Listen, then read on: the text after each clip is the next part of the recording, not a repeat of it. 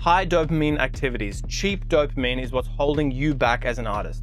Now stop, look, I know you've heard this everywhere before, but I'm gonna give you a little bit of a different spin on this and how you can conquer your dopamine so that you can get back on track as an artist. Literally everything in the modern world is trying to steal your attention. Attention is literally currency, and I'll get into that later on. But if you haven't realized yet, all the hype about dopamine is true. It is absolutely toxic and it will destroy you because dopamine is the molecule of more. It does not care. Dopamine does not care. It just wants more of that thing. Hey creators, Eamon here, and this is where I help you master your creative mindset.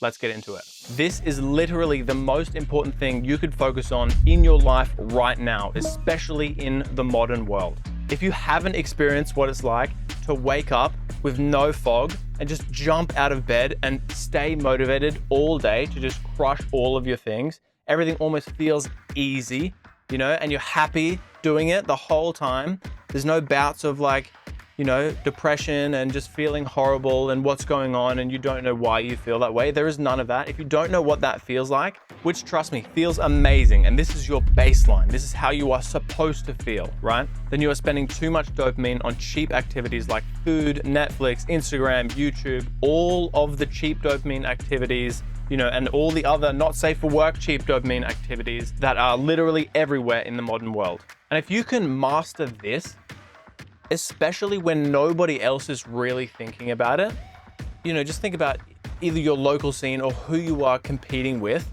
on your level as an artist right now, whether you're a music producer, videographer, whatever it may be.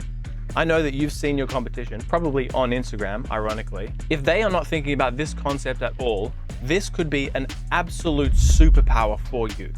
Everything I just described to you, if you're not experiencing that every single day, then yeah, as I said, you're spending too much cheap dopamine. And if you can get past that, I'm not saying you have to be this absolute monk where you're just, not spending any dopamine on anything, you're not enjoying your life at all.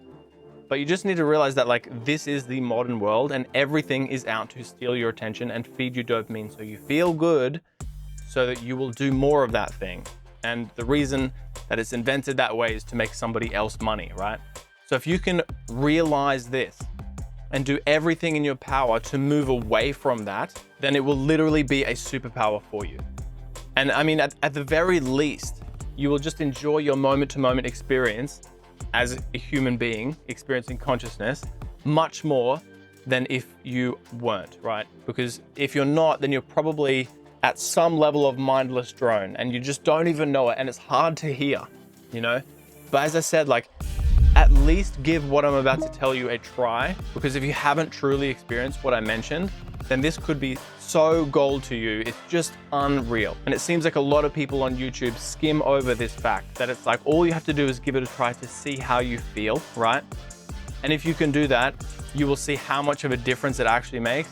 And you'll be like, I'm done with that cheap dopamine life, right? So as you actually start to get real dopamine from fulfilling activities, right? Such as exercise, really good food, high quality connection with human beings, and obviously what we're here to talk about today, fulfilling creative activities, then you end up creating more because you'll create a positive reinforcement loop to tell you that that's actually a really good thing that you're doing and it's moving you forward in life, right? You'll get that sweet, sweet hit of warm dopamine telling you that you're actually doing the right things. Now let's zoom out a little bit and remember what the origins of dopamine actually are.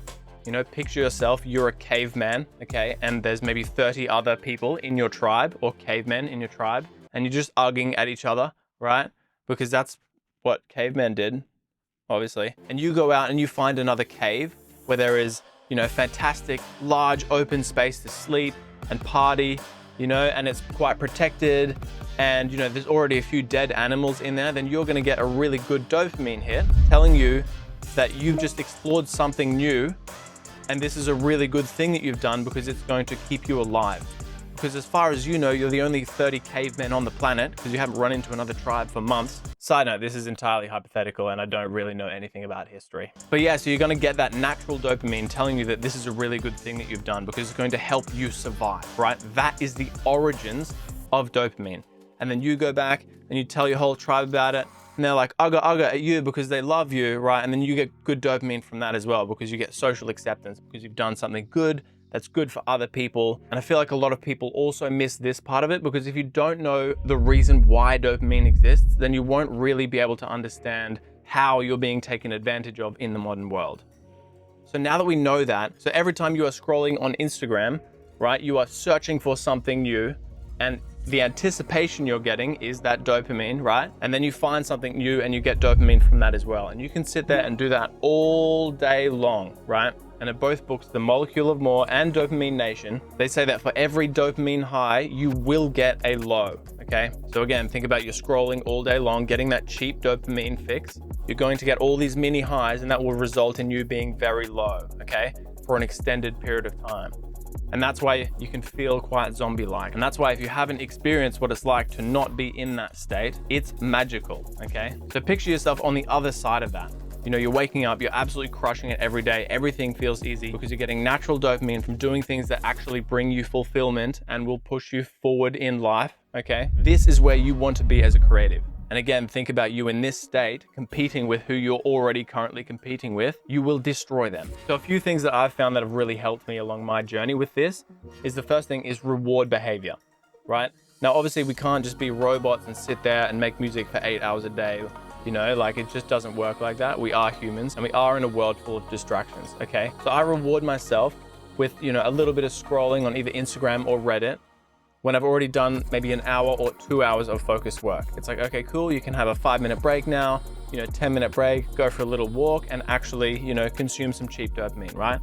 And then it actually feels like, you know, you are in anticipation for that thing, and then you get the dopamine, but it's because you've done the good thing. You know what I mean? I also have app timers on my phone to say that I'm only allowed to go on Instagram and Reddit, because they're the two worst things for me. You might have other apps as well that you might want to limit, that I'm only allowed on them for 10 minutes per day, right? And when that timer goes up, it locks me out of the app and I can't go on it anymore. Obviously you can just click past it, but that's where self-discipline kind of comes in, and you have to, you know, evaluate yourself at that moment, right? So because I go into the day knowing that I'm only allowed to be on them for 10 minutes each, then I try and put off going on them for as long as I possibly can, which is where these small reward breaks come in, you know, and then when I do jump on them, I'm on them for a couple of minutes and I know that I'm gonna get locked out, so I've got to jump off it. So I just have a small little scrolling session, you know? And so that makes me go on them later on. And then when I get on them, I'm on them for less amount of time. And so the later I go on them, the better, because the more productive day I'm going to have. Literally picture this. When was the last time you had breakfast or, you know, a meal without scrolling through your phone? Just give it a shot. Just try and sit there one morning and just eat your breakfast and not do anything else. It's really hard, right? And when you can witness yourself doing that, you realize how much of a problem it actually is, you know? So creators, I could talk about this topic for quite a while, because I've read like 4 books recently to do with dopamine, and they're all fantastic, okay? But for now, I challenge you to be more aware and try and limit your cheap dopamine spending. Because if you don't, you may never achieve your dream creative life. And if you do, who knows?